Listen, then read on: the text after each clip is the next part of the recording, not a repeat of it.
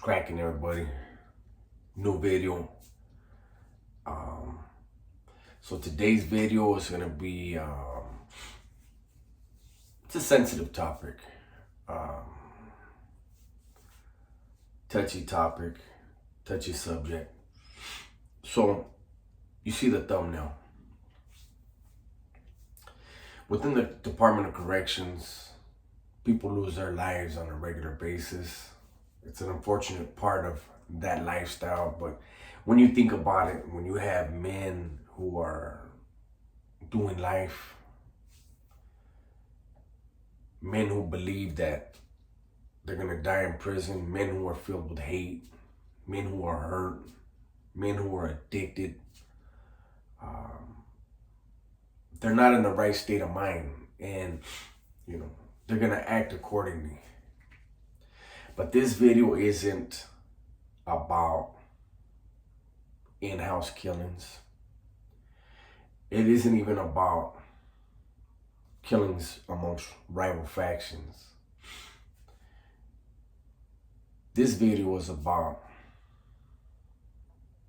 when COs kill. Those of you that have been around the channel know I spoke about my friend, the homie Shanky from Pasa, that was killed in New Folsom in 1996. I want to give you an insight on what it's like when you lose somebody on the yard. I'm going to talk about losing somebody at the hands of a Hura. Now I want to refresh people's minds that don't didn't see the other video. I'm going to kind of talk about, some of what I talked about in that old video. So Shanky and I were about the same age, 20, 21 years old, right? And there was a dude on the yard, and he was a hog, man. He was a beast. Yoked up, homie, had a reputation, that put in a lot of work. And unfortunately for that, Vato, he made a mistake. And it was a very, very, very serious mistake. The type of mistake where there's no coming back. He decided that he was going to steal from people you don't steal from. Thought he could get away with it. And caught up with him. I don't know why Shanky was asked to do this. And I don't know why he was asked to do it by himself. Because the target was somebody who was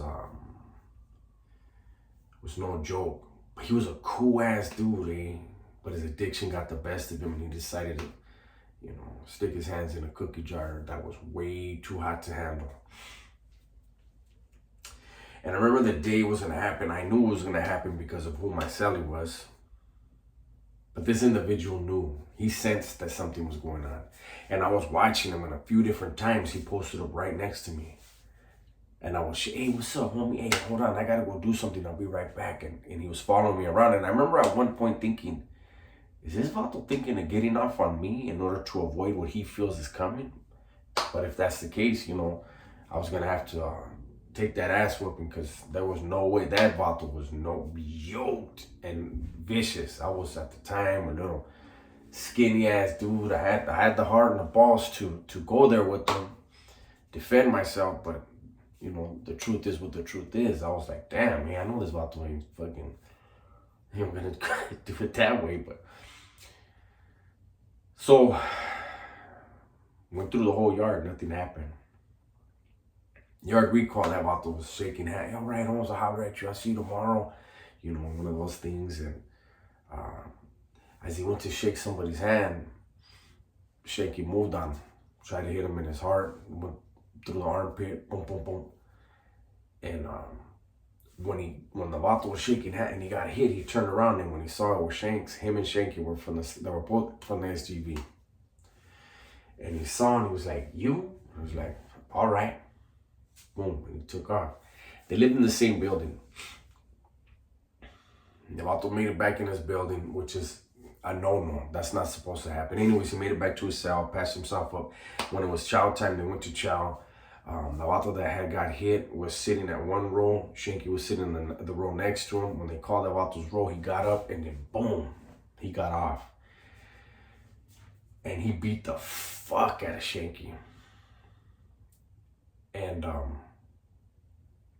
they went to the hole. Whatever happened, happened. So the thing was, is they went to the hole. The Juras didn't do a 7219. They didn't do a medical check. So the next day, when the sergeant did the 24-hour review, he noticed, I guess, and he was asking, you know, where's the 7219? So, excuse me, he had them both pulled out. And when they did the body check, that's when they saw that old boy had holes in him, right? So then they charged Shanky. It changed from a mutual combat to an attempted murder. While Shanky was in that SAG trying to appeal that, something happened on the yard between the whites and that Raza from Southern California. It was a misunderstanding. Regardless, it went down. You know, the Juras were dumping. You know, it was a situation where Shanky could have lost his life again right there. Made it through. Shanky went all the way to Pelican Bay. He was there maybe a month, 2 months, and then he won his appeal. Because the thing was, is that individual was placed in his cell and Shanky was placed in his cell. What happened those 24 hours while they were in another facility in that SAG had no bearing on what happened with Shanky and them. That was a mutual combat. So he won his appeal, he came back. And when he went to go get his property, I was on the yard with him and they would call, you know, you go down to the property window. And so I walked down there with him to get his property, and boom, we came back. And that's when he told us, he was like, hey, you know what, Holmes? He goes, you know, so-and-so, the duty hit. He goes, so-and-so. He goes, you know, he did whatever he did, eh? But he also laced me up. So what happened was when he was fucking Shanky up, before the Juras could break everything up, he whispered in his ear and he told him, hey, the next time you move on somebody, Holmes, you take him to the dirt. He said, I could have killed you tonight. And Shanky said, hey, he showed me love, eh? Because that vato could have killed me. You know, he could have fucking got a strap and came in. What he did in the chow, he could have done with a strap, you know. And he said, you know what? The next time I do a pegada, he said, everybody's gonna hear about it. Everybody. And we're like, yeah, you know, whatever. Well, and so there were times when, you know, at the time I used to hit a lot of weed, right? And I remember one day, I decided I was gonna smoke a leño with Shanky, right? And I remember we went to the fucking yard. I was like, hey, fool. He was playing handball. I go, come here, man. He goes, what's up? I told him, let's blaze one. He goes, oh, hell yeah. So we got off the handball court. And we took a lap and handed it to him. I go, you spark it. So boom, he sparks it. And we're passing it back and forth, a little leño. And we went all the way around the track one time. We went up to the handball court. And there's 2 handball courts, and we were in between this wall, the first handball court and the bathroom B facility in New Folsom. And we're up against the wall. And there's a big ass right here sign on the wall. It says out of bounds. We're a little stoned. We can't read right now. You know what I'm saying? And I remember we were right there and we're leaning against the wall, stoned. In New Folsom, you guys that have been there, you already know. It was hot.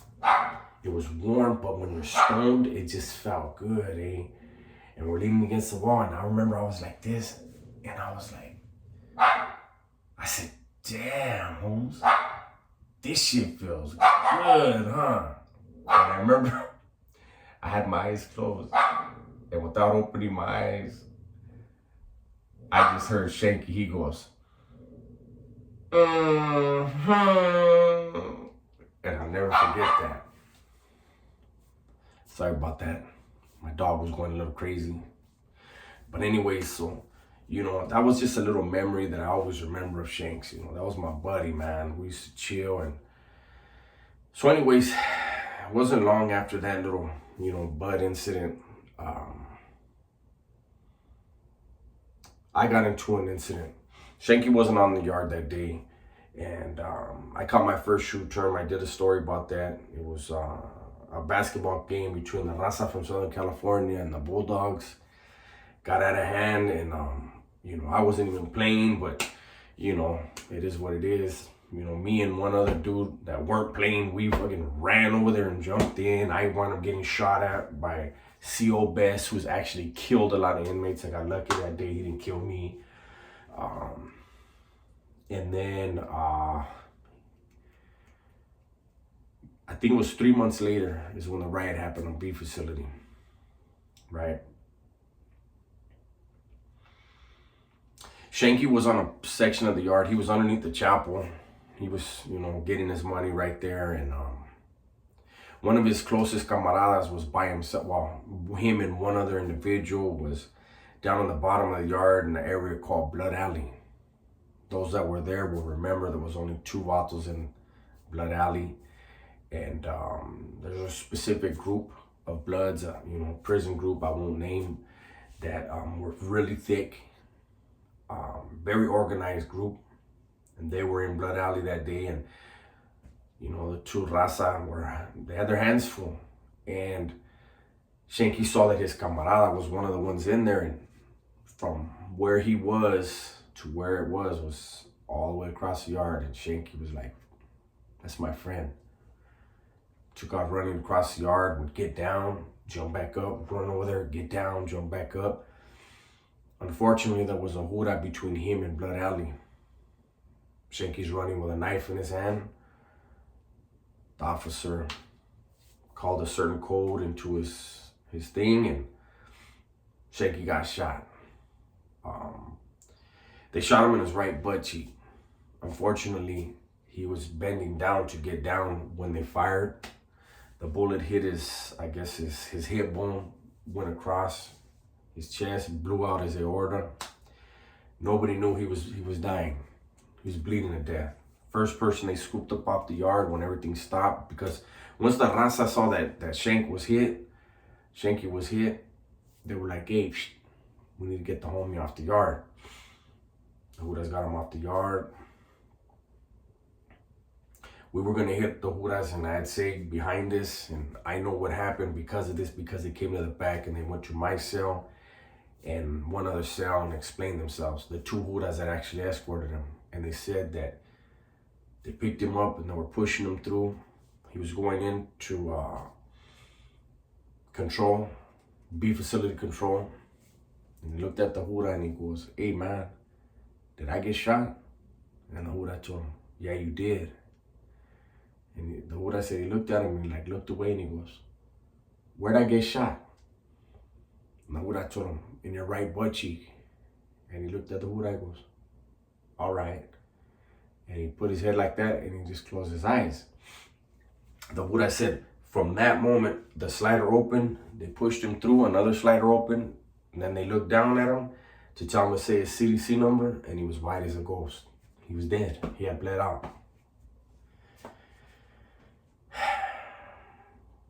When they did the autopsy on him, or before they did, Shanky had razor blades in him.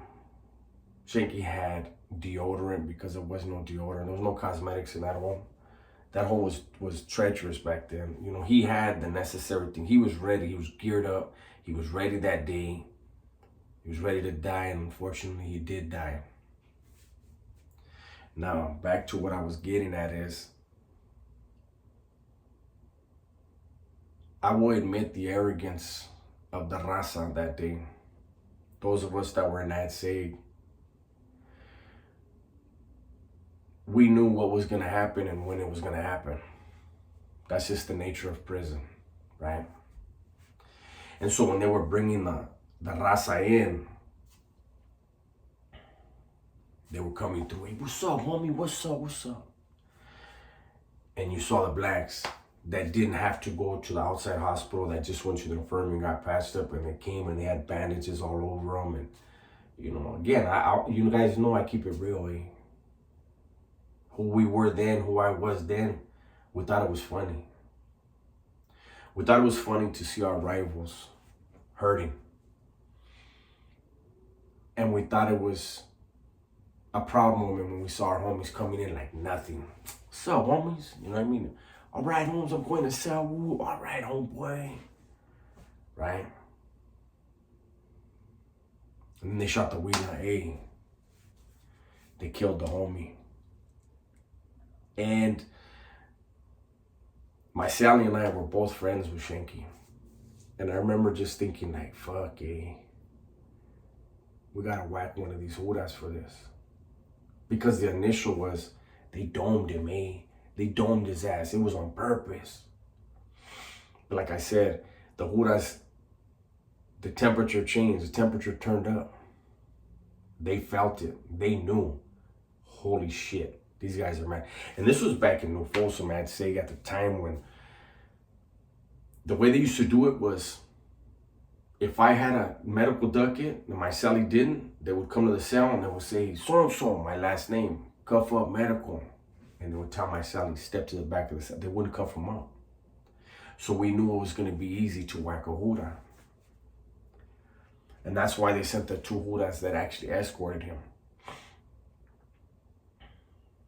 I can tell you that in Pelican Bay, it was the same type thing. The Raza was proud of what the massacre that they committed, right? But then the reality was the Hudas killed Sharky, shot him in the face, blew the back of his head out. And it was one of those things where it was just like, okay, we did that. But damn, that's a steep price. There was 15 people shot in that riot in the Bay. I don't remember how many were shot in New Folsom. But there was 15 people shot in the riot in Pelican Bay and only 1 was black. 14 were Mexican. They killed Sharky. There was another vato from 18th Street. I don't want to say his name. But he was hit in the upper thigh. And you know they have that aortal branch, that aortal tree right there. And because of the way the rounds are, it blew out a bunch of shit in there. And if I remember right, the homie died like 4 times. They just kept pumping blood into him, bringing him back. He died, they bring him back, die and bring. He wound up living. The one black man that was shot, they shot him in the chest. He too died several times and was brought back. And I'm gonna tell you guys something right now. You know, I saw a comment. Vato from Bassett. He was there. We were in the same building. I think he doesn't remember me. He was shot in that riot. So he may remember this. He may not. The black man that was shot in that riot, I'm going to tell you why he was shot. He had a cane. And he was trying to defend himself with that cane. And he was using over the head to hit vatos, to trying to stay alive. You know, Raza was coming at him with knives. He was trying to stay alive. He was trying to just do his thing to stay alive. Cop shot him right in his chest, knocked him off his feet. Like I said, what we had heard, he died 3 or 4 times. They kept bringing him back. The thing was, the COs in Pelican Bay were extremely racial or racist, especially racist against blacks. That black man that they shot shouldn't have been brought back to the B facility. He should have went to the infirmary or the ad seg and got transferred out. But what they did is they brought him and put him right back on the yard. He can't defend himself. And I guess the COs thought they could say what they wanted to say.